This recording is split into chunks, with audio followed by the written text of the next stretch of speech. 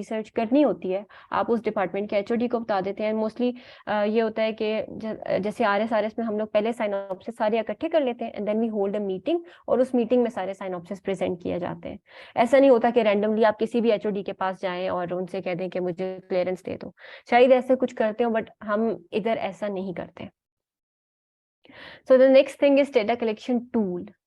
Tool is the questionnaire or the performer you are going to use in the research. अब यहाँ पर I'd like to stop and ask you guys, आपके ख्याल से it is better to make your own questionnaire or use a questionnaire that has already been formed on the same topic किसी और research article में पढ़ा हुआ है?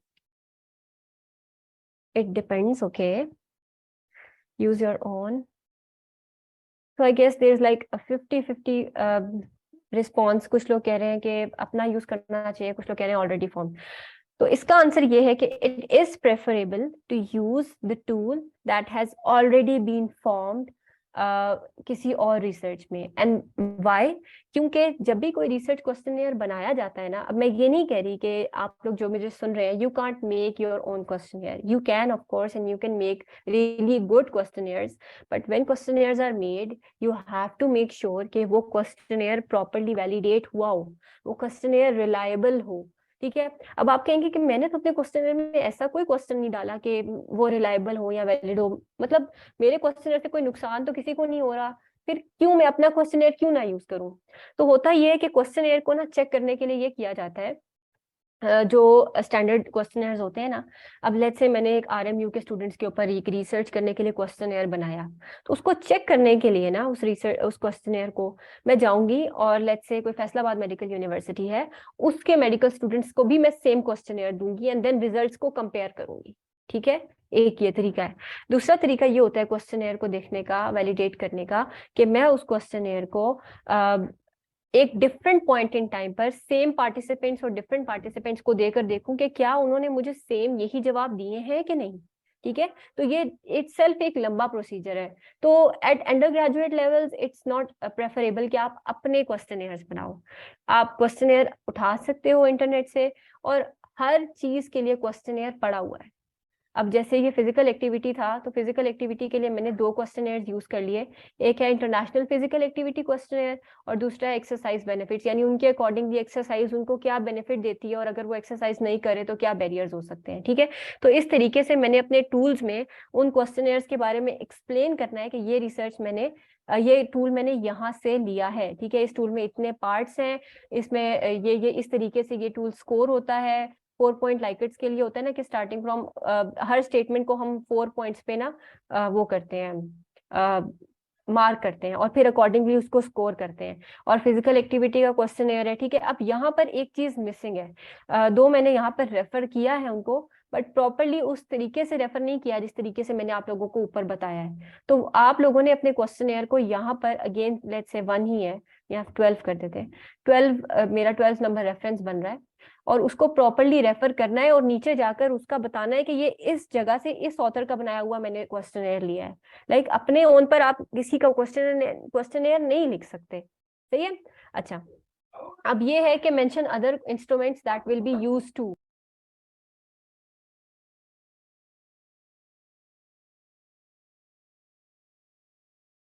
अच्छा, तो वेट मशीन, टेप वगैरह ये चीजें भी आप मेंशन कर सकते हैं अपने क्वेश्चनर में। ठीक है, तो ये भी आपके टूल्स ही है ना एक तरह से।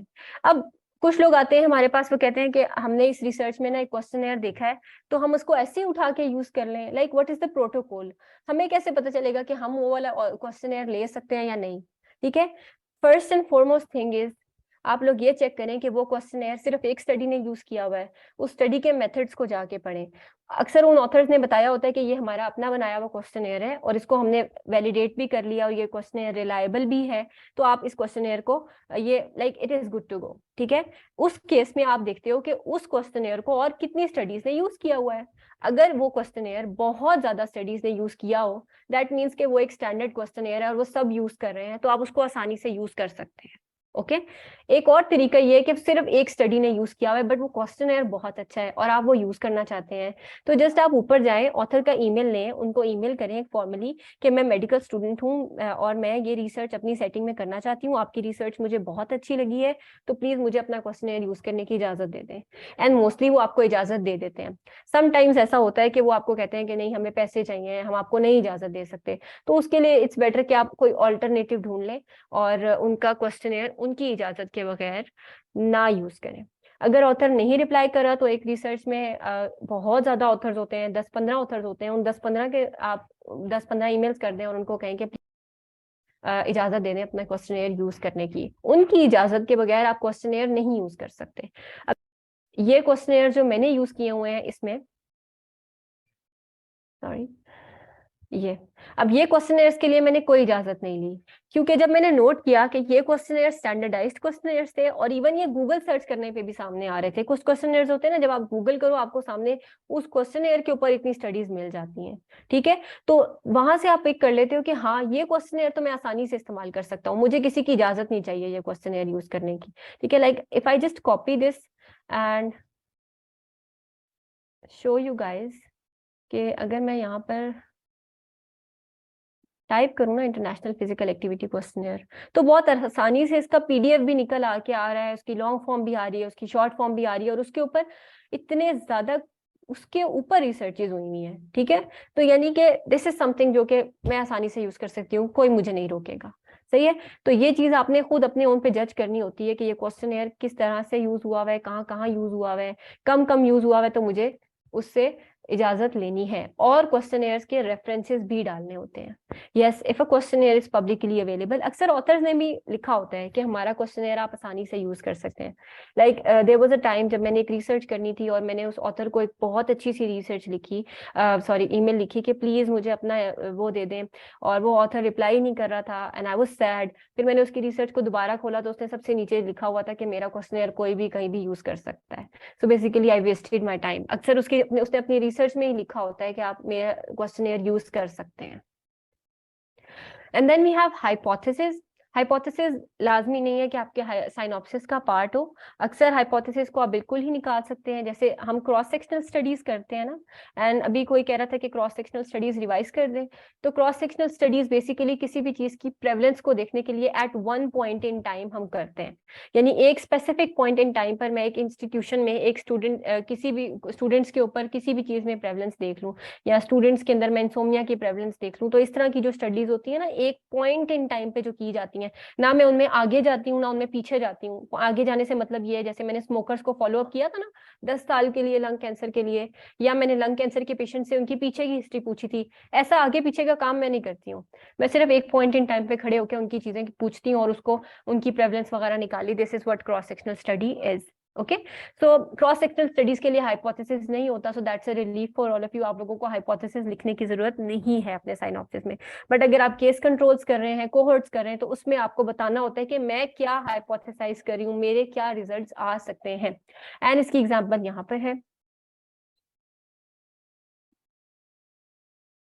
ठीक है, दिस इज हाइपोथेसिस। अब इस स्टडी ने हाइपोथेसाइज किया कि 3 मेजर्स ऑफ abdominal obesity जो भी थे ना, ठीक है, they will be significant independent risk factors for ischaemic stroke. All in all, यानी वो ये कहना चाह रहे थे कि जो वेस्ट हाइट रेशियो है, या ये जो भी है ना, ये सारे के सारे जो है ना रिस्क फैक्टर है इस्कीमिक स्ट्रोक के, यानी जिसके एब्डोमिनल ओबेसिटी जिस पेशेंट की ज्यादा होगी ना, उसको ज्यादा रिस्क है कि वो स्ट्रोक डेवलप करे अहेड ऑफ टाइम। ठीक है, ये केस कंट्रोल स्टडी थी।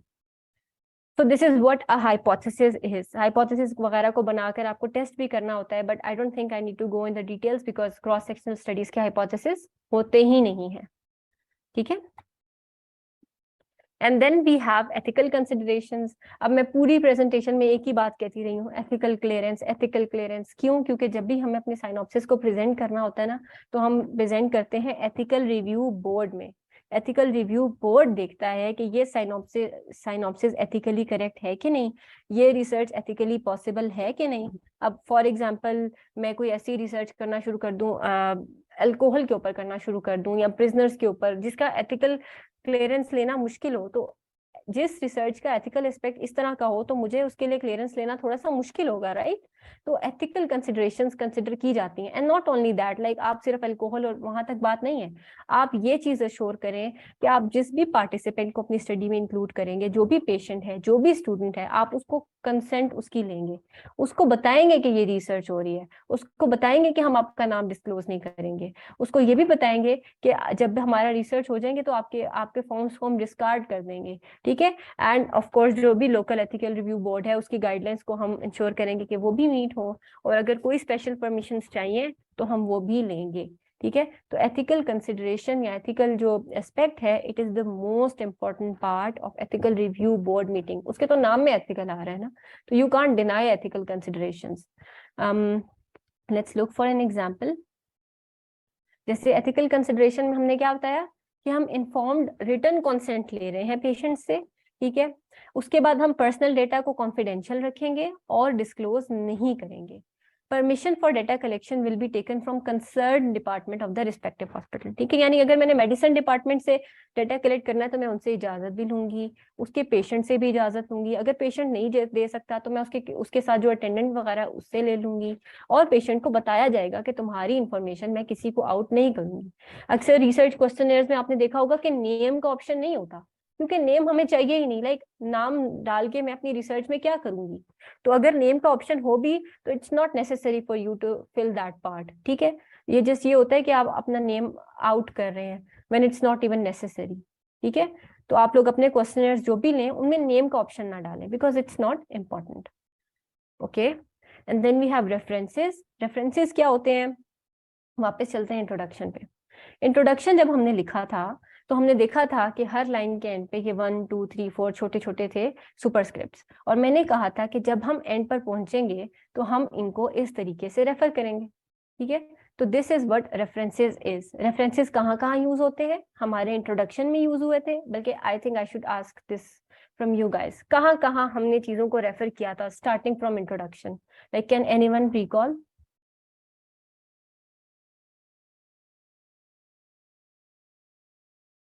Yes Farrukh, we can ask for email addresses, ताकि अगर किसी ने कोई क्वेश्चन गलत फिल कर दिया तो आप उससे दोबारा पूछ सकते हैं।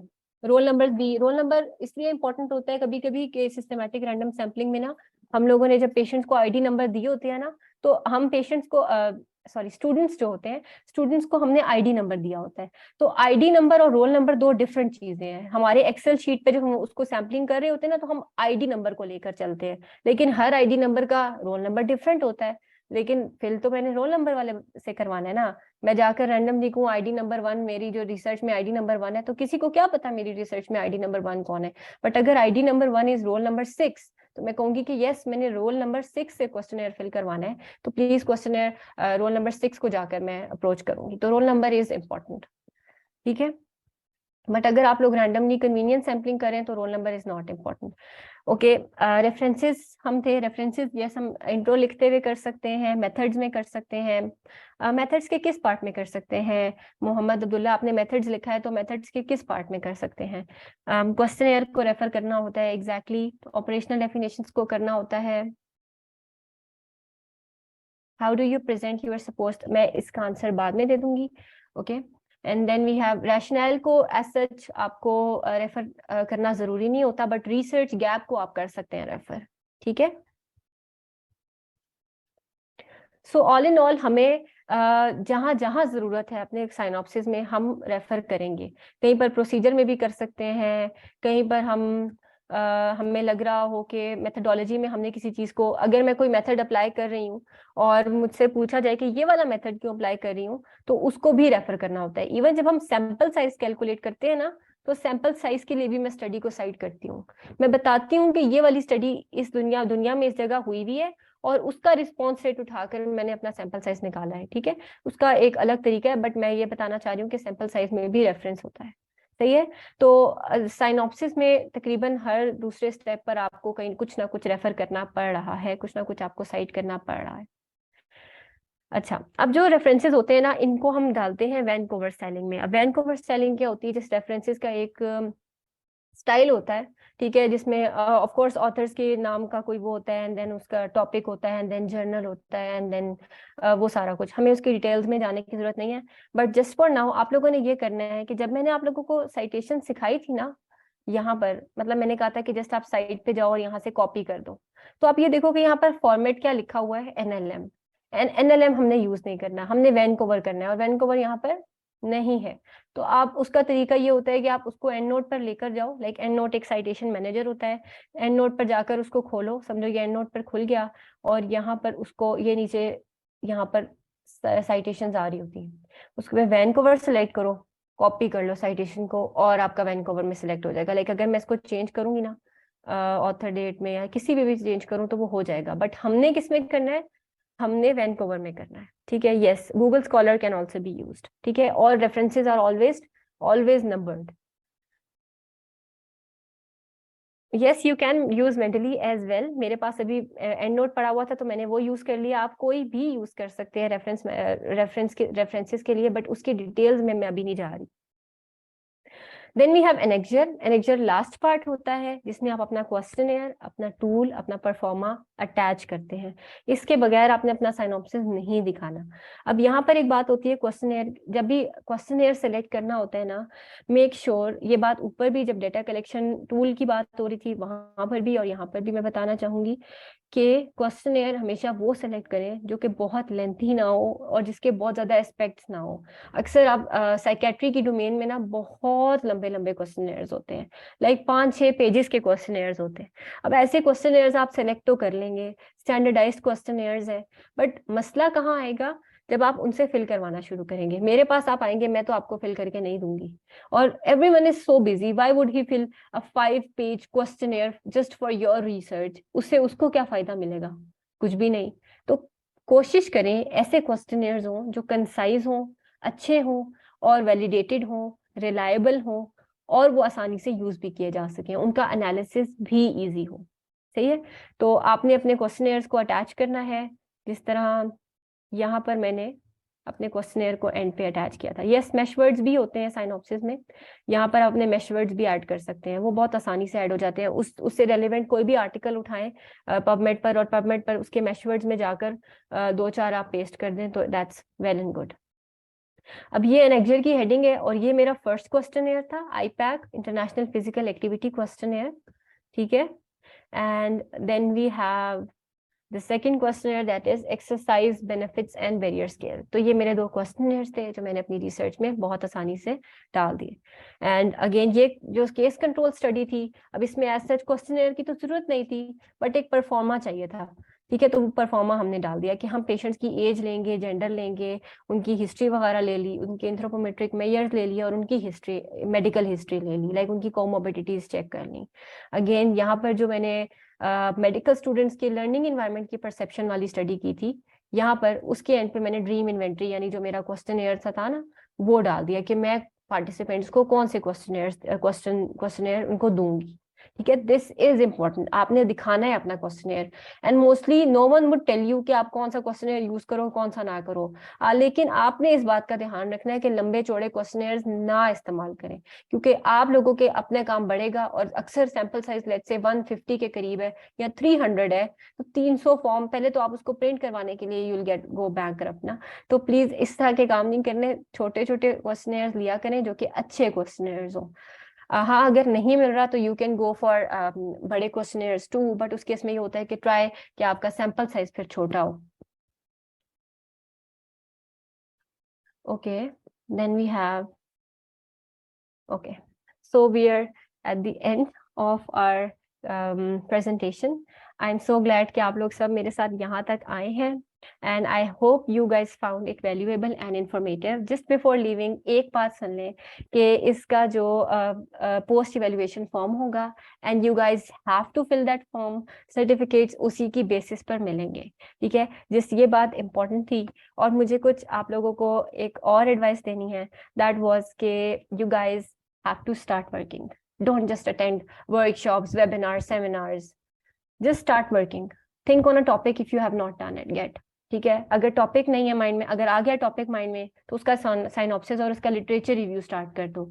अगर लिटरेचर रिव्यू स्टार्ट कर दिया तो just start writing on that topic, synopsis complete करो उसका। जस्ट गो, लाइक बैठना नहीं है आप लोगों ने कहीं पर अपने रिसर्च जर्नी को स्टॉप ना करो, क्योंकि आप लोग 1000 वेबिनार्स भी अटेंड कर लो ना, जब तक अपने हाथों से साइनॉप्सिस नहीं लिखोगे ना, यू गाइस वोंट नो कि क्या गलतियां निकल सकती हैं।